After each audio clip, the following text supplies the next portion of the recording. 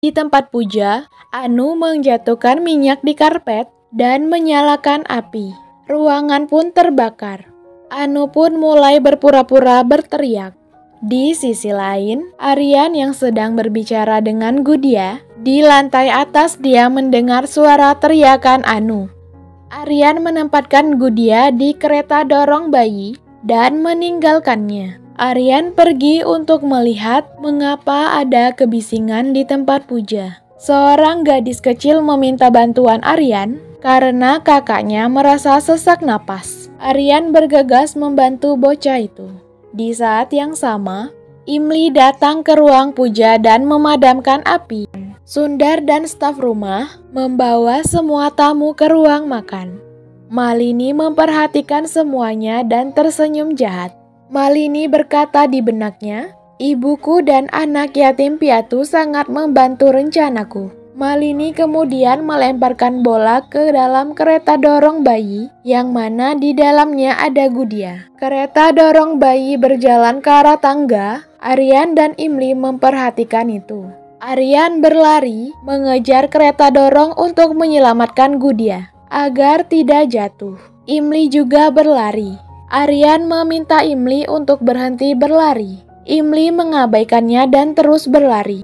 Imli menaiki tangga menuju kereta dorong yang terus berjalan mendekati tangga. Saat kereta dorong akan jatuh, Aryan memegangnya tepat waktu. Imli merasa lega. Aryan mengambil Gudia dan menggendongnya. Bola bergulir mendekati kaki Imli. Imli menginjak bola itu dan jatuh dari tangga. Dia berguling ke lantai bawah dan terluka parah. Imli terluka parah dan kepalanya mulai berdarah. Aryan syok melihat itu. Tanpa dia sadar, melepas kereta dorong dan jatuh di dekat Imli. Arvita, Sundar, dan Narmada bergegas menuju Imli. Aryan kemudian perlahan menuruni tangga menuju Imli. Dia berjalan sambil menatap Imli. Sesampainya di dekat Imli, Aryan berkata di benaknya, "Aku telah meminta Imli untuk menjaga dirinya sendiri dan Ciku. Tetapi mengapa dia tidak melakukannya?" Malini dan Anu menyeringai dari kejauhan.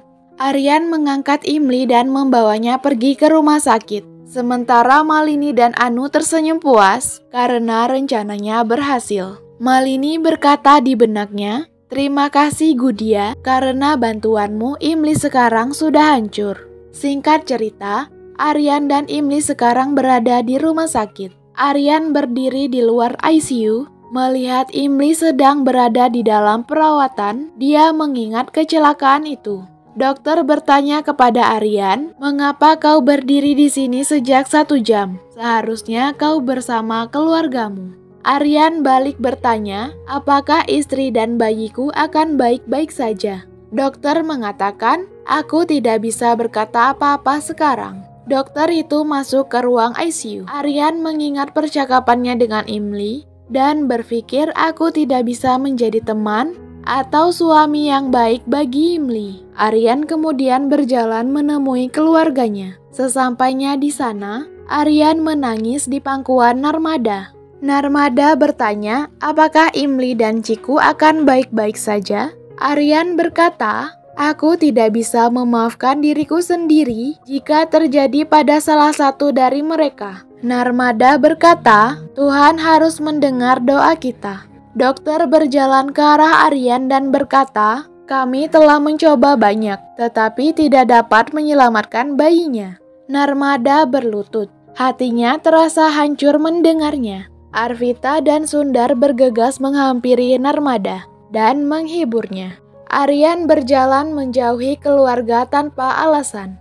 Di rumah Caturvedi, Malini melihat botol sindur pemberian dari Imli. Malini berpikir, "Imli merebut hakku menerapkan sindur. Sekarang aku tidak akan membiarkan Imli menerapkan sindur." Dia melemparkan botol sindur itu ke dalam api. Anu menawarkan minuman untuk merayakan hari pertama kemenangannya. Malini berkata, "Aku akan merayakannya bersama putriku. Karena bayiku, Imli bisa menginjak tangga dan terjatuh." Malini memanggil bayinya. Bayinya mulai menangis. Malini merasa kesal. Anu mengatakan, aku akan menelpon rumah sakit untuk mencari tahu apa yang terjadi dengan pelayan Imli. Di rumah sakit, Imli duduk menangis. Dia mengingat cinta untuk bayinya. Aryan masuk ke kamar. Dia melihat Imli menangis sendirian. Aryan bersandar di jendela sambil menangis. Dia tidak bisa menghentikan air matanya. Imli memperhatikannya. Mereka berdua terus menangis dan menatap satu sama lain tanpa mengatakan apa-apa. Arvita memasuki ruangan bersama Sundar dan Narmada. Mereka mulai menghibur Imli dan Aryan. Keesokan harinya, Aryan meraih tangan Imli dan mengantarnya keluar dari rumah sakit. Dia membawa Imli pulang. Sesampainya di rumah, mereka berdua langsung memasuki kamar tanpa berbicara dengan keluarga sekalipun. Di kamar, mereka menjadi emosional melihat mainan untuk Ciku.